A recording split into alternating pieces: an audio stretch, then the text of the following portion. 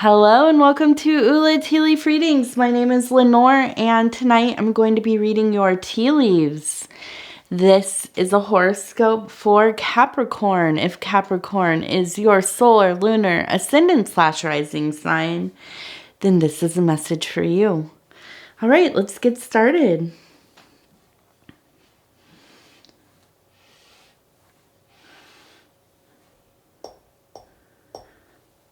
Okay, knock, knock, knock.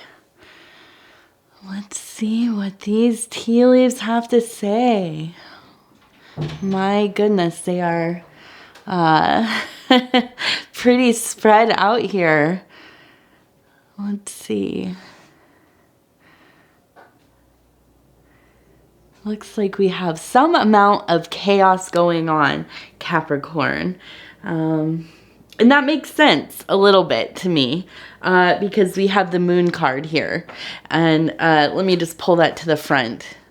This is the moon card from the Thoth deck. And, I personally have a very loving and fond kind of relationship with this card because I do like all things night side. But usually this card is kind of about facing fears or kind of that terrible unknown kind of coming up in our life or coming up in our psyche. And sometimes finding ourselves in that kind of long, narrow, deep valley, okay? And some people call that the dark night of the soul. Other people, I have heard it described as kind of a place that is very desolate, almost like a desert. You can hear the screaming of the goddess mother of the underworld on the wind. And it's kind of just a very frightening, surreal place. Okay? We'll figure out why is this card coming up. I do think that there must be some anxieties, okay? I'm not going to lie to you about that. It feels like there's definitely, with how these leaves are kind of scattered, I feel that there's some, kind of a lot of energy going around right now and trying to find its home a little bit, I think. And so I'm just going to kind of turn this. I do want to point out, I see this formation here, and it looks like a bag, a purse, some kind of, maybe like a coin purse or something. This leads me to believe that this has to do with your resources, with, money. Maybe, you are having kind of a difficult time in your career path, in the job that you have. Maybe you have found yourself unemployed between jobs, and maybe you just are really discontent with the way that your life has kind of come to be recently, involving this kind of money making, resource making sphere of your being, okay? And I don't think you're alone. I think a lot of us find these times in our lives where we've worked really hard and we've had the greatest expectations for our life and had dreams and goals and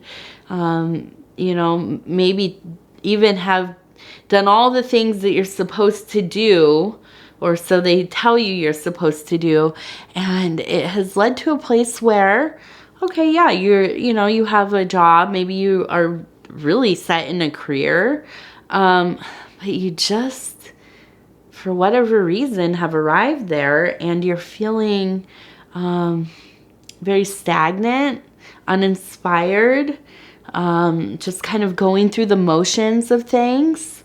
Okay. You know, and I understand that all too well. Okay. There have been plenty of times in my life where I worked very hard to get what I thought I wanted. And when I got it, I don't know why, you know, it's hard to just kind of enjoy the success, enjoy fulfilling your goals. And I maybe am kind of a silly person because almost always when things I haven't planned have come to be, those are the things I enjoy the most, even though I really love to plan things. So it's really kind of a mess for me sometimes. But you know, it just life can be like that. And we can often think that we want something that maybe we don't really want that. Or something we're, you know, so sure we never want. For me, it was a family. I mean, I did not want necessarily to have a child and get married and, you know, all these things. Not that I was ever like against it. I just, you know, I'm of that kind of millennial, older millennial generation where a lot of us are like, no, we're not going to do that. You know, that's just like not for us. And it came to be just kind of a whirlwind. And for me anyways, and I'm not advocating any kind of lifestyle. Don't get it twisted up like that. I'm not trying to tell you it's like the best, you know, for every single person. We all have our own unique paths, of course. But for me, it ended up being a great thing. And I'm lucky for that. I am very lucky. But let's get back to you, Capricorn. And you know what? This is kind of maybe about me too, because I am and I always mix this up. I am a ascendant Capricorn. Okay. And I always am like, oh, I'm a lunar Capricorn. No, I'm a lunar Aquarius. I'm a ascendant Capricorn. So anyways, I feel that there has been, you know, it's this resources. And I think it's really just kind of the lifestyle that is around that, the grind, the maybe 9 to 5, being in a line of work that just isn't really like, I don't know, fulfilling your soul and that kind of thing. And yeah, I mean, you know, I think that that's not uncommon at all. So I want to keep looking around here.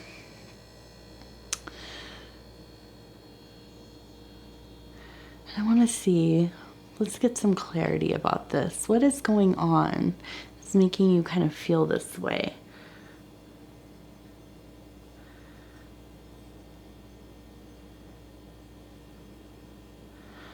Okay. Now, this is interesting that this comes up because I really had, I want to look at this one really quick before I start with that. Okay. So, I really had this feeling that this was going to be somewhat involving, somebody in a caretaker or parental, role in your life. Your parents, your grandparents, somebody who helped raise you or raised you. And I think that I feel that this is somebody who is kind of more masculine. And we have here a person kind of holding up a child, and the child is holding, kind of holding up a doll or something, or maybe a toy. And it's just kind of this fun, you know, feeling very supported, very loved,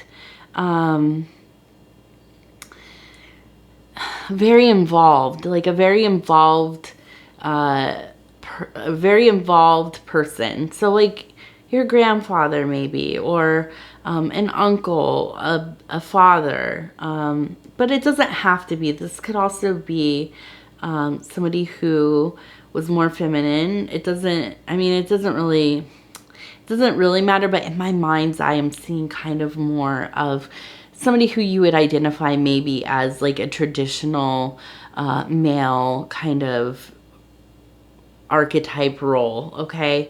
And I think that there was just such a deep closeness in your youth. And then as you started to get older, and I'm looking here, and I feel like there's like this crawling, kind of a struggle almost. I get this impression that this person who really meant so much to you, this is like a role model, this is like a fundamental person in your life that you had and have deep love for, deep respect. They came into a part of their life where they became very disillusioned, kind of to an extreme of like almost like being disenfranchised. I want to say almost like a deep depression, I'm in my mind, I see kind of a person like sitting in like a living room or like a dining room or something, kind of like with all of the curtains drawn, and it's kind of just really blue. And for me, this represents definitely this kind of just feeling like they have been defeated by life in some way. Like they felt like there wasn't a lot of meaning to what they were doing. I think that it feels like grief, but it feels more like a grief of their own life. And like their kind of vitality had been just drained from them. And this was like a stark contrast to how you had experienced them before this. So I wonder if this has to do with like maybe their career coming to an end abruptly. Maybe, you know, I mean, there's been so many financial crises over the years, right? And people lose their jobs. Industries have closed, ended. The world has changed so much that it's not hard to imagine that there have been plenty of people who have kind of just, spent most of their life doing one kind of job. And then when the industry shuts down or all of the jobs are kind of gone, they've moved, whatever it is, there's this real sense of not knowing what to do. And also losing part of your identity, especially in these older generations, I think had so much kind of personal stake in their professions as part of who they were as people. It was very important to them to be, you know, a productive member of society, of course, but also to have kind of, to have the respect of a hardworking person, somebody who worked at the same company for a long time, somebody who was very knowledgeable in their niche, you know, these kinds of things. And this was very wrapped up in how they perceived themselves to be successful. And I think that's still true, of course, but I think definitely when the world seemed a lot smaller, before the internet and, you know, these kinds of things, this was really how people measured themselves. This is how other people measured each other in their communities, in their families. And so I feel that there was just kind of, a big blow for this person. And I think for you, as being a person that looked up to them, it was difficult. It was difficult to watch. It also, you know, those first times, even if you're already an adult, right? The first times that you see your parents, grandparents, family members who are role models, as human beings who are fragile, who are susceptible to the whims of the universe, you know, get sick, have accidents, go through mental health crises, lose their jobs, have financial troubles, whatever it is, get divorced, these kinds of things.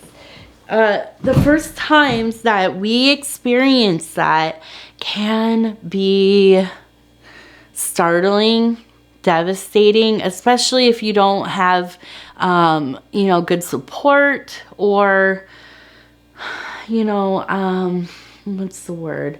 Just kind of like a really, I feel like I've known people who have just grown up and really kind of, you know, we all have our problems, of course, but they've grown up in good families, were exposed to not a lot of craziness or, you know, turmoil or chaos, and shielded a little bit from the world. And then when something, big happened, it was very, very startling. It was hard. It was hard to get their, you know, head around it. You know, people like me, I grew up from the beginning just seeing all kinds of matters of chaos and troubles and, you know, just sometimes the worst parts of humanity. And so, you know, I always kind of knew that the world could be hard, could be bad, could be, you know, very cruel. And so even though I am taken aback sometimes by situations, you know, I kind of always had the tools to kind of deal with it, but also just understanding that these things could happen. Well, when you don't really, especially when it's in your own family, that's really hard. So I feel that I want to talk about, I feel that where you are coming to in your life now, and I think that this person, and I see this is an angel here, and I think that this person maybe is not with us anymore, okay? I think that you're probably getting close to the age, if you're not a little bit older, that they were when these things started to happen, when this kind of melancholy took over, this depression. Their life became a lot more stagnant, kind of a little bit of a desperation.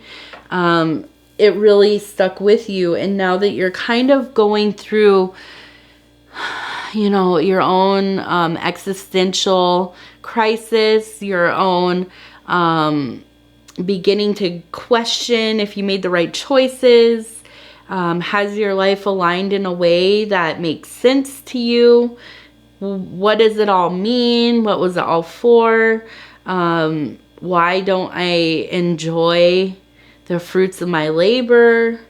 You know, am I in the right field? Could I have been doing something else? You know, why did I go a more practical way than my passions, or vice versa? Why did I, you know, give up making more money to do things that I thought were going to be more fulfilling to me, and they're not? You know, all these kinds of things come up, and you're around that age. So it's even more highlighted because it almost feels like you're living out a cycle, you know, a family cycle. And I kind of see this little person, this little kind of, you know, child, this inner child standing on the wings of this person who's departed. And I really think that they are there with you, but not in that kind of depleted form. I think very much in that loving, you know, playing with you, getting on the ground, building blocks, teaching you how to ride a bike, you know, having fun excursions in the summer, just really loving, involved. And that's the energy that's surrounding you. Just a kind of infinite love. And I think that really this message is coming through because, well, it's, you know, you're due to face some of your fears. And you can either decide to cement them into your story as, you know, kind of the truths of life on the tablets, right? Or you come to them with empathy and understanding and try to realize that in some ways you are, you know, aligning things in such a way to fulfill a prophecy that is not a prophecy at all.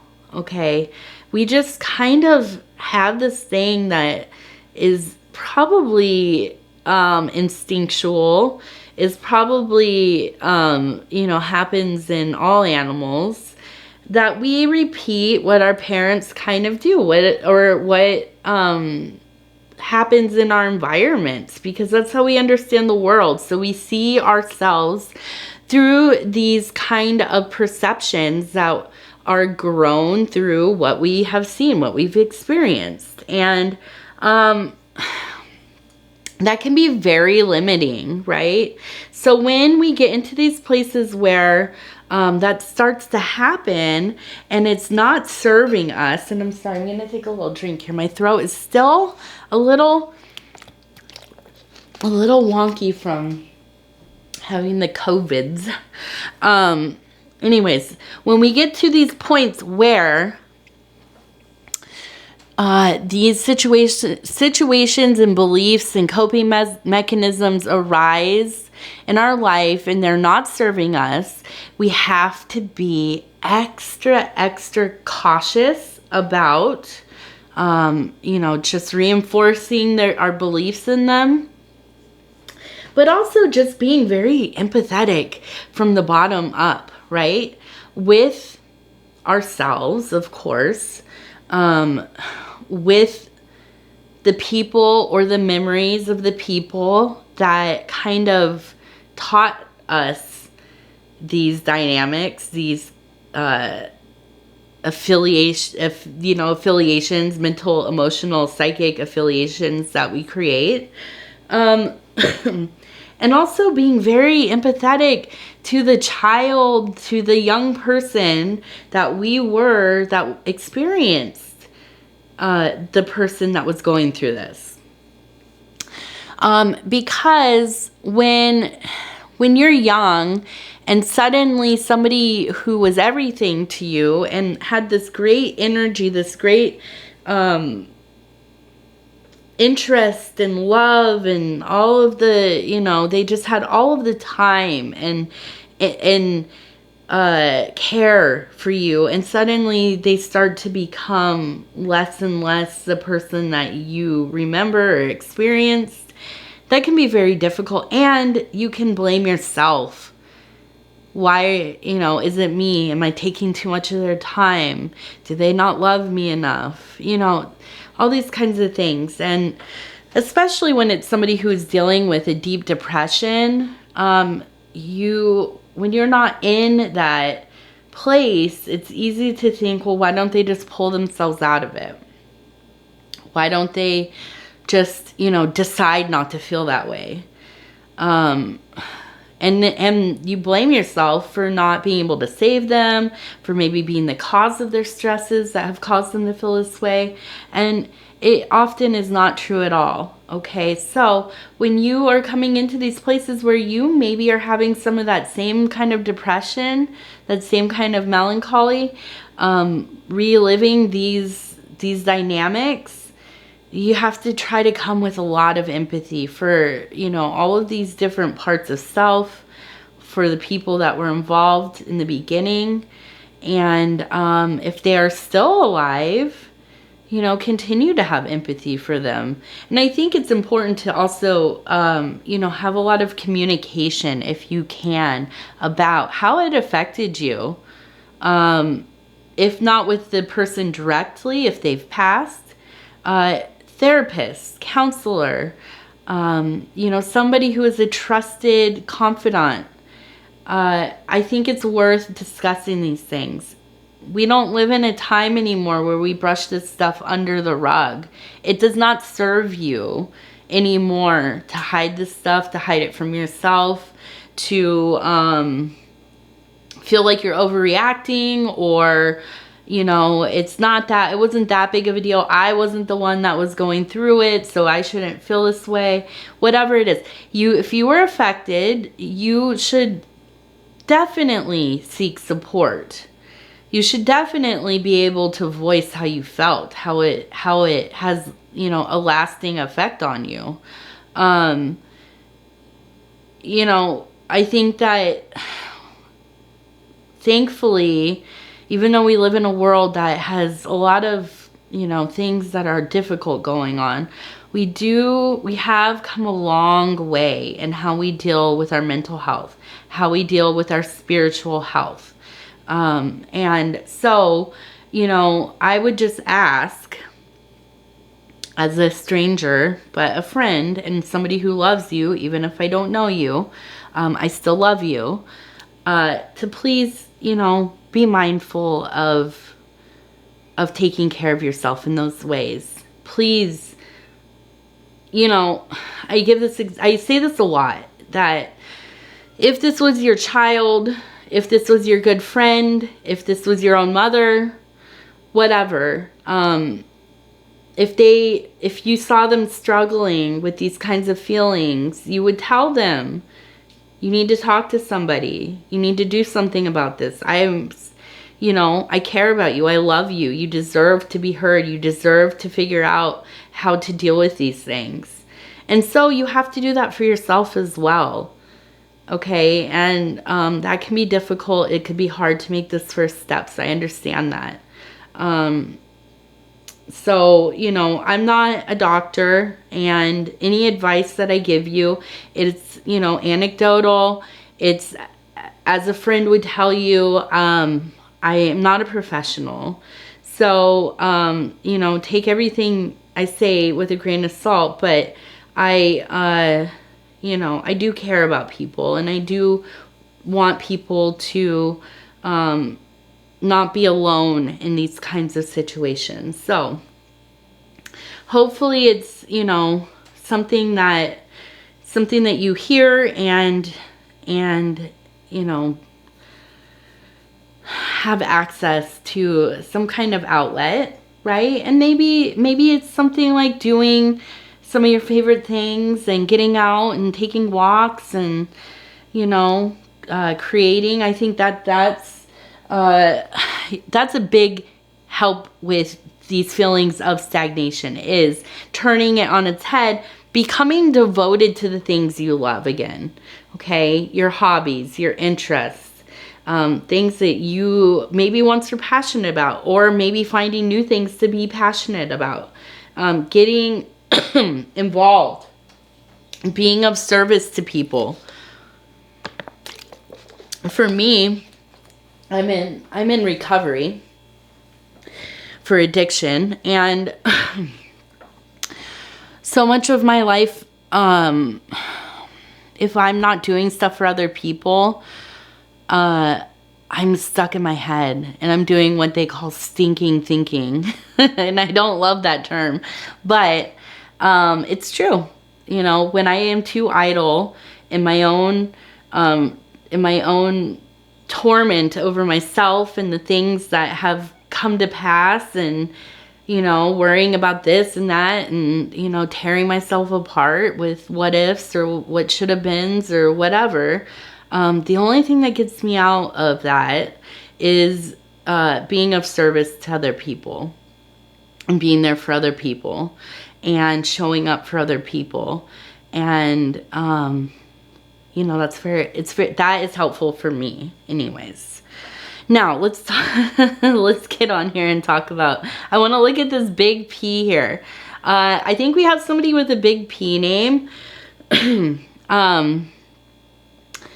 This could be this kind of father figure we've been talking about. It seems very much related because it's so big in the middle there.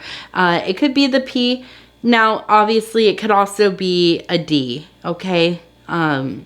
Either way, P and D. So somebody with a P or a D name. I think that this is going to be maybe that person we've been discussing, and I want you to know that they really have been around you and with you. And I think with the Moon card,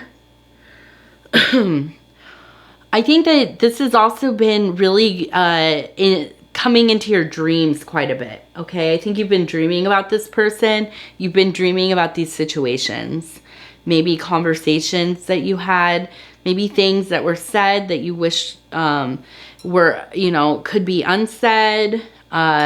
Maybe you had questions that were unanswered. I think that especially if this person is past, you could write them a letter and, you know, talk about some of the things that you're feeling. Talk about, and I'm so sorry, I'm just struggling with my throat here.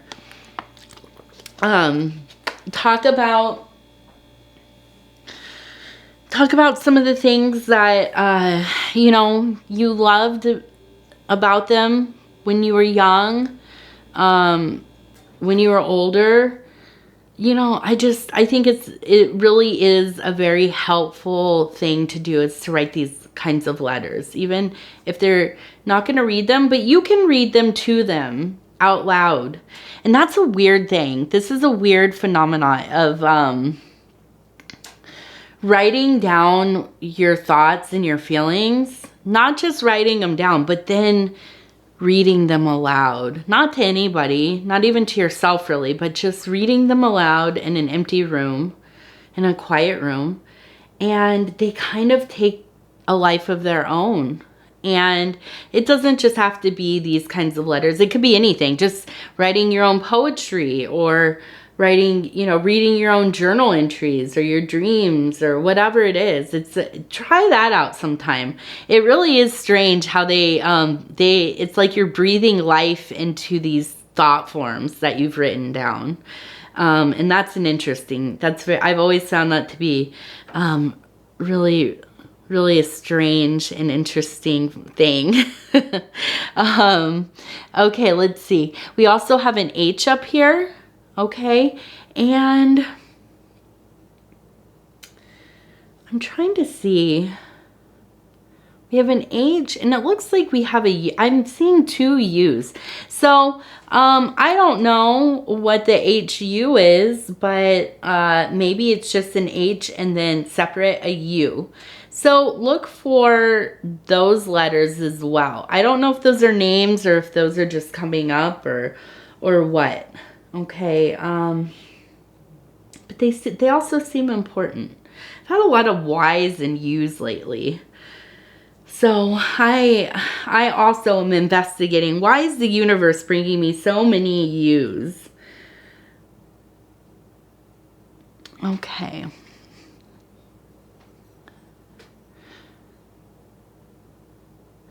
And this one, I just keep looking at it. It looks so much like a person, and they're just speaking. They're sitting, they're kind of almost get this image of kind of like sitting next to a pond or like a lake, and maybe fishing, or just kind of sitting and looking at the water and like singing or humming or having some kind of little conversation. I wonder if this is something that you did with the person that we're talking about. It seems like it was something that was maybe important, or maybe something you wanted to do with them. I think that it might be beneficial for you to go to the water. If you have a chance, if you're close to any kind of body of water, you know, have somewhere where you can go and just kind of sit and kind of, I don't know, sing a little song to yourself. Hum a little tune. But yeah, that's kind of a strong impression I have. And then let's see. And then here, it looks like we have kind of like a little glass of wine. So if you,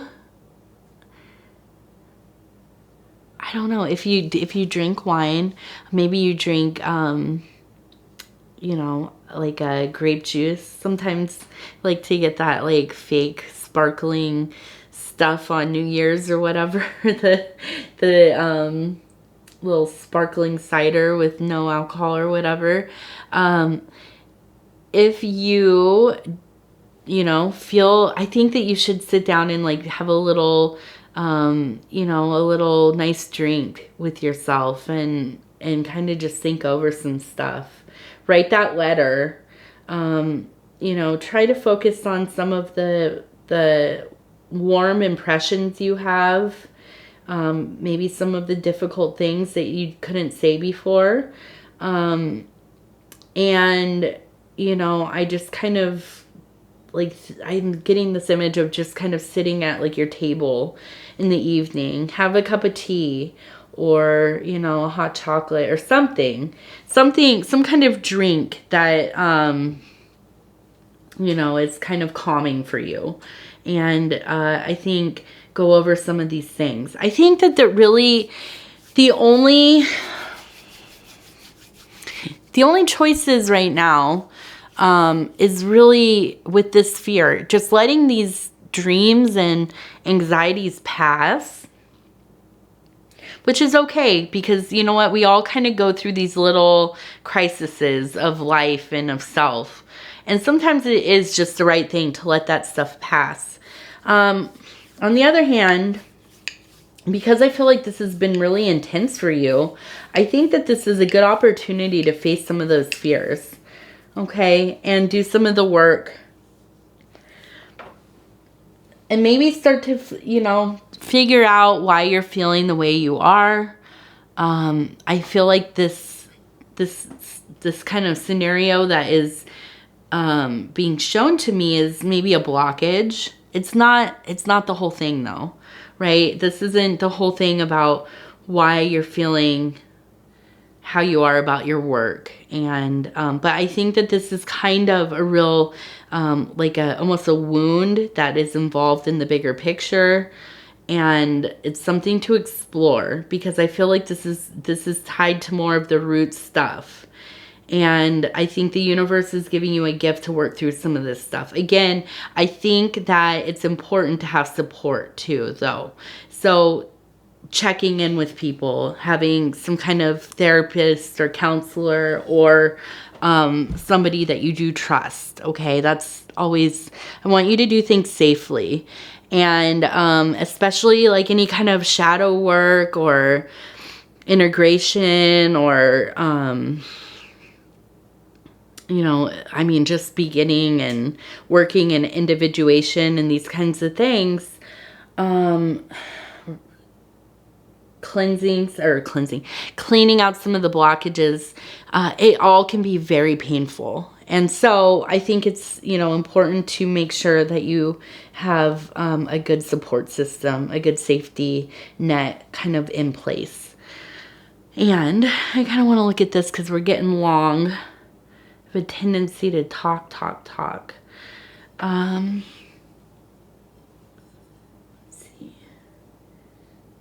This is so funny. I have a little piece of a seed stuck to the bottom of this. I almost feel it's a good indicator that there's you know, there's going to be some real growth here.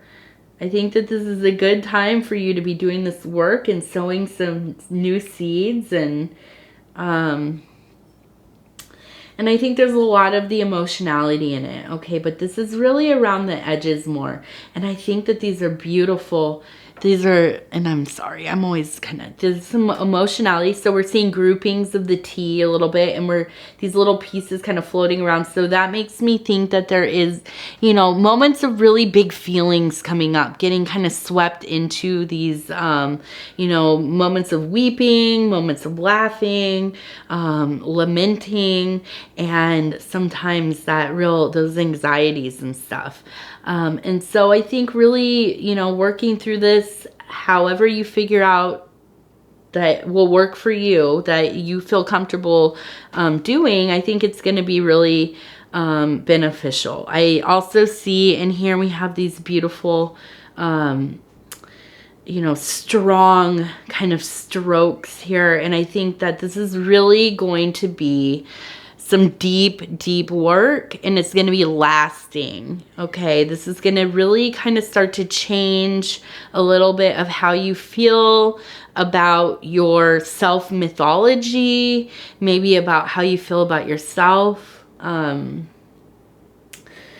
I think that, you know, it's all worthwhile work for sure. Okay. All right. Okay, Capricorn.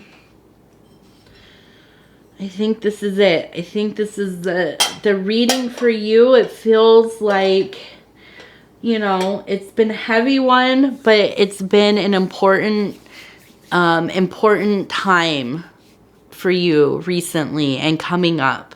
And so I'm sending you all of my love, and I want to thank you so much for letting me read for you. I'm always so honored to be able to bring these messages to you. If you would be so kind as to like the video, it helps me get into the algorithm, and that's always a wonderful thing. If you have not subscribed already, please think about doing so and hitting the little bell button. That will let you know when the next videos are coming out. And we're going to be on a new schedule coming up here. I finally hit the 5K. So I'm going to be doing 2 readings a day, and that will put us on a schedule for each sign being read once a week instead of every 12 days. So that will be pretty good. Other than that, please leave a comment. Let me know how you're doing. Let me know what's going on with you. I'd love to hear from you. You know, I just love connecting with each of you. You all are so wonderful, and the energy, I just appreciate it. I mean, I really am so happy when I look on my little app thing and see that there's new comments. And yeah, so anyways, thank you, Capricorn. We will talk again very soon.